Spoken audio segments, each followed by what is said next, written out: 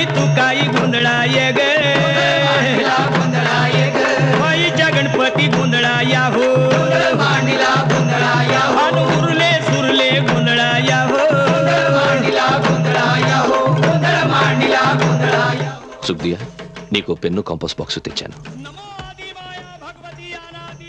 రేపు మనం బజార్కి వెళ్ళి బట్టలు కొనుక్కుందాం నీకు అమ్మకి లక్ష్మీ వాహినికి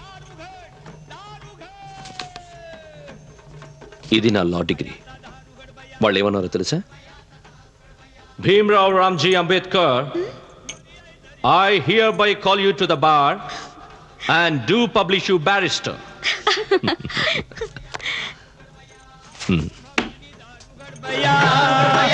सातारची मंगळाई धार उघड बया मर्याई दर्याई धार उघड बया जगदंबा प्रसन्न झाली भक्ती कवाडे उघडली మీరెందుకు మేల్కోరు మీ జాలి గొలిపే మొహాలు చూసినా మీ దీనమైన గొంతులు విన్నా నా గుండె పగిలిపోతుంది తరతరాలుగా మన నెత్తిన కూర్చొని స్వారీ చేస్తున్నారు మన హక్కుల్ని కాలరాసి అనగదొక్కి హీనంగా చూస్తున్నారు ఇంతకంటే మాతృగర్భంలోనే చచ్చిపోయిన ఆనందంగా ఉండేది మేల్కోండి మేల్కోండి ఎందుకు మీరు మీ బాధల్ని పేదరికాన్ని బానిసత్వాన్ని ప్రాపంచిక కష్టాల్ని మీ దైన్యమైన నీచమైన అసహ్యకరమైన జీవితాలతో మరింత హీనపరుచుకుంటున్నారు ఇంతకంటే ఈ లోకం నుంచి నిష్క్రమించడమే మేలు ప్రతి ఒక్కరూ మీ హక్కులే ఉంటో తెలుసుకోవాలి చీకటైన జీవితాల్లో వెలుగు నిండాలి మేల్కోండి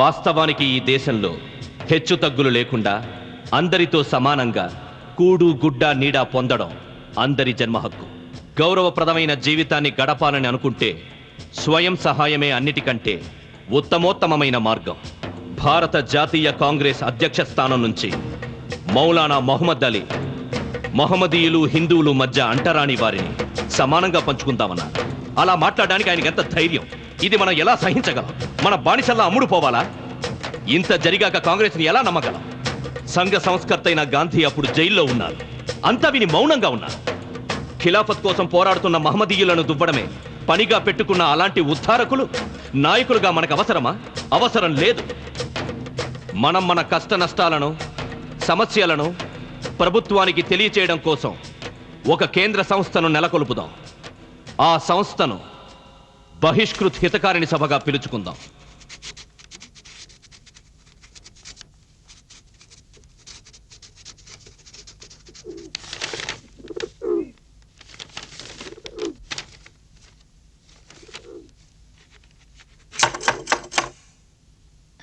ఏమండి ఏమండి ఏమండి ఏమండి ఏం కావాలి ఈ ఇంట్లో కాసేపైనా నన్ను ప్రశాంతంగా ఉండనివరా పొద్దు నుంచి తలుపులేసుకుని కూర్చున్నారు అన్నం కూడా తినడానికి రాలేదు తినకపోతే నేనేం చచ్చిపోనులే నువ్వు వెళ్ళి తిను దయ్యుంచి నన్ను ఒంటరిగా వదిలే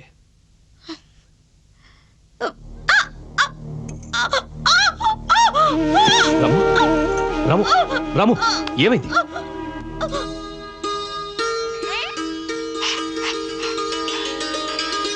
ప్రియమైన దత్తోబా ఎడారిలా సాగిపోతున్న మా జీవితాల్లోకి మా అబ్బాయి రాజరత్న వసంతంలా ప్రవేశించాడు అతన్ని చూస్తుంటే నా పట్ల మా నాన్నగారు చూపిన మమతానురాగాలు గుర్తొస్తున్నాయి నేను మంచి న్యాయవాదిగా స్థిరపడడానికి ప్రయత్నిస్తున్నాను అయినా నిమ్న కులస్తున్న అవ్వడం వల్ల కష్టాలు ఎదురవుతున్నాయి ఆ కష్టాల్లో రాజరత్నమే ఊరట కలిగిస్తున్నాడు భీమరావు రాజరత్న ఆరోగ్యం ఏం బాలేదు త్వరగా రావాలి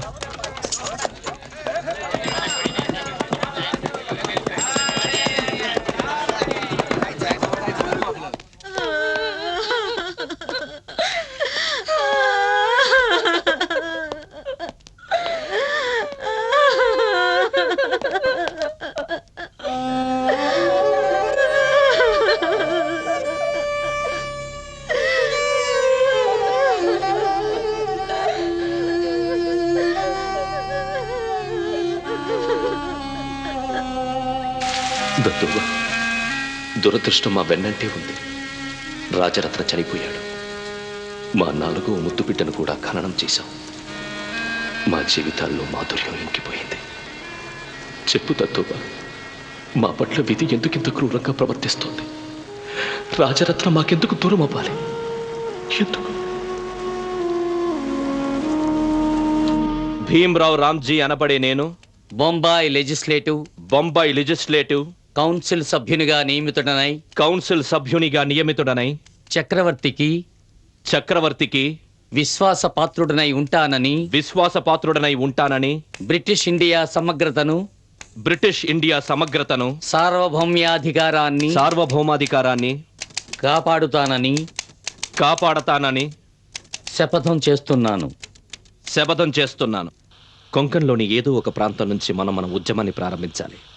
అది అంటరాని వారు అన్ని ప్రజోపయోగ నీటి వసతులను ఉపయోగించుకోవడానికి అనుమతి ఇవ్వాలనే బొంబాయి లెజిస్లేటివ్ కౌన్సిల్లోనే బోలే రెజల్యూషన్ కింద వస్తుంది.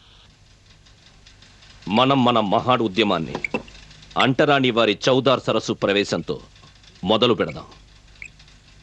ఇది సామాజిక విప్లవానికి నాంది. సహస్రబుద్ధే, చిత్రే, టిప్నెస్ ఈ వార్త ప్రతి గ్రామానికి చేరాలి. వేల సంఖ్యలో జనం హాజరు కావాలి.